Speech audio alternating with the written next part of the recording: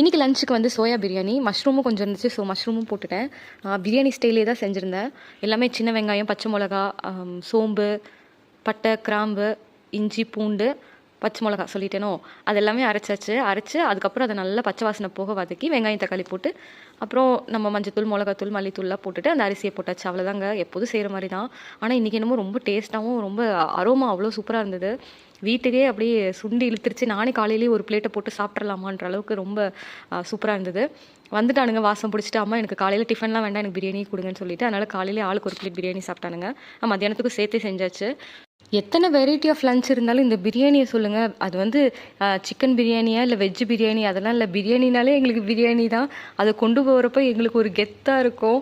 எனக்குமே எங்கள் அம்மா கட்டித்தரப்போ எனக்கு இன்றைக்கி பிரியாணிடி அப்படின்னு சொன்னேன்னு வச்சுக்கோங்களேன், எல்லோரும் நான் தான் இவ பக்கத்தில் உட்காருவேன், நான் தான் இவ பக்கத்தில் உட்காருவேன்னுவாங்க. எனக்கு இன்னும் அந்த இன்சிடென்ட் ஞாபகம் இருக்குது. அதனால் பிரியாணினாலே ஒரு ஸ்பெஷல் தான். அதனால் கொஞ்சம் எக்ஸ்ட்ராவே கட்டியாச்சு, ஃப்ரெண்ட்ஸ் கூட ஷேர் பண்ணி சாப்பிட்டுக்கிட்டோன்னு. இன்றைக்கி ஸ்நாக்ஸ் பார்த்திங்கன்னா ஹெல்தி ஸ்நாக்ஸ் தான். நெக்ஸ்ட் வீடியோவில் பார்க்கலாம். சூடல்ஸ்.